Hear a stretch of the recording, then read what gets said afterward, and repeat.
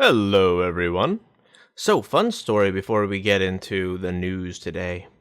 I was having the hardest time deciding which individual story I was going to talk about today, but I was so fortunate to find this tweet from aptly named Mozambique enthusiast. Mozambique, yeah. Your time is ended. Mozambique, yeah. You lost this one. Who says, I stand with Vic is just make America great again for weeaboos. And ignoring the commentary that he made underneath about incels and victimhood, he makes a very good point. And especially this weekend, so we're going to talk about what made this Monday a good one. ABC News article titled, Mueller Report per Attorney General William Barr. Trump campaign did not conspire with Russia during 2016 election. That kind of gives it away, doesn't it? But the article does not mince words, as with the first paragraph it states, Special Counsel Robert Mueller's report into the Kremlin's interference in the 2016 presidential election did not find that the Trump campaign or anyone associated with it conspired or coordinated with Russia, according to a letter to Congress from Attorney General William Barr. Additionally, it says, in both circumstances, the special counsel did not find that the Trump campaign or anyone associated with it conspired or coordinated with the Russian government in these efforts. The special counsel, therefore, did not draw a conclusion one way or the other as to whether the examined conduct constituted obstruction, the letter read. Instead, for each of the relevant actions investigated, the report sets out difficult issues of law and fact concerning whether the president's actions and intent could be viewed as obstruction. So, for those who are a tad confused at what I just read, I will explain what happened. Newly appointed AG William Barr is in charge of handling the Mueller report. With the assistance of the Department of Justice, he read through the report and wrote a summary. This commentary, or as the article says, letter, is that summary of Mueller's findings. While some people may not be happy with this result, especially after nearly 3 years' worth of media explaining how Trump definitely colluded with Russia to steal the 2016 election, I can understand. For all intents and purposes, I have read to you an article which is reporting on the letter. I shall now show you the actual letter regarding this statement of his findings.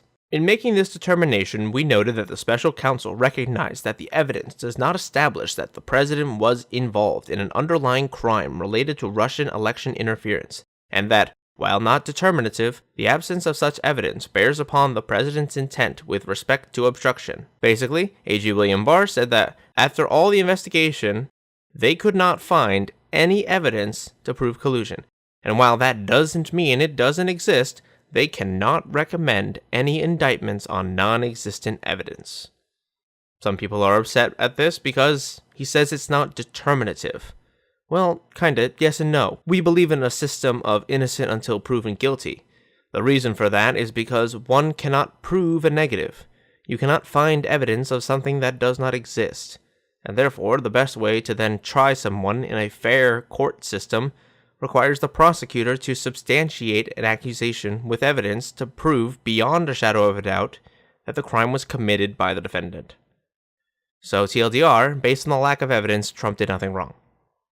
Now, it is a beautiful thing, not only for the president, but also conservative and conservative centrists like myself, to watch the mainstream media absolutely break down at this information. But isn't it interesting that we come to this point of no evidence, therefore no crime?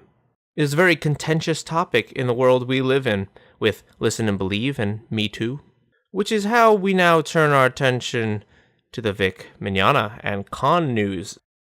Late Friday afternoon, the anime community was relieved to see this announcement from Kamea-Con. Guest announcement.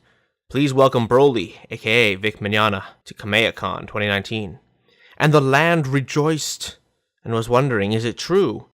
Is one of the cons that rescinded Vic's invitation changing their minds? Our questions were answered when Vic ever so humbly wrote, just 7 minutes later, so very grateful and happy to say that I will be a guest at Kamea-Con in Dallas, April 12th through the 14th. Special thanks to the Kamea-Con staff and con chair for the privilege to join you.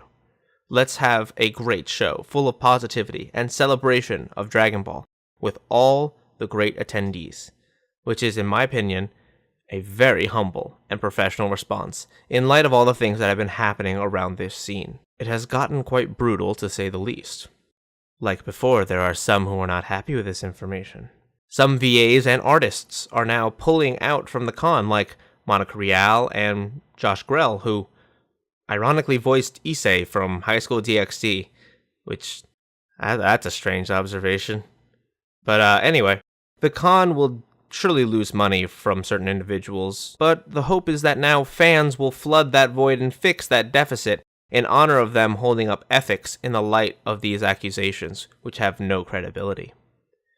Now, as I have spoken, you may be noticing the small similarities in the stories between Trump's major victory with Mueller and Vic's minor, but actually totally major victory with Kamea-Khan. That brings me back to the point I made earlier with the tweet that said, "I stand with Vic is just MAGA for weebs." I think the individual who wrote that thought it was going to be a burn of some kind, but weirdly enough, here's how someone who views those hashtags as a good thing will read that. It'll go kinda like, belief in innocent until proven guilty is just the belief in attempts to build a strong nation for weebs. Because honestly, I stand with Vic is basically to the masses the belief that the man has been slandered and lied about because we don't believe everything told to us by individuals on Twitter. Like, honestly, let's break down that scenario. We are supposed to believe a person is a sexual predator because someone who knows him said so on Twitter. Didn't realize Twitter was the way in which we determine guilt. Additionally, MAGA is a rallying cry for building a strong United States, keeping jobs in the US, believing that we as a nation are better together than divided, that we as a country and citizens in that country can see our nation as something to be proud of. So in short, is the original tweet a bad thing? Fuck no. Especially to someone who actually believes in what those things mean. And realistically, the fact that there are those who think those two hashtags are genuine insults, that's concerning to me. But tell me what you guys think. I very much enjoyed this news this weekend, so we should all take a minute to be happy before the media hammer comes down again and tells us something terrible is on the horizon. Leave a comment down below, like and share it helps out the channel. I'd like to see some more growth if you would be so kind. But that's all for tonight. Have a good one, and I will see you all soon.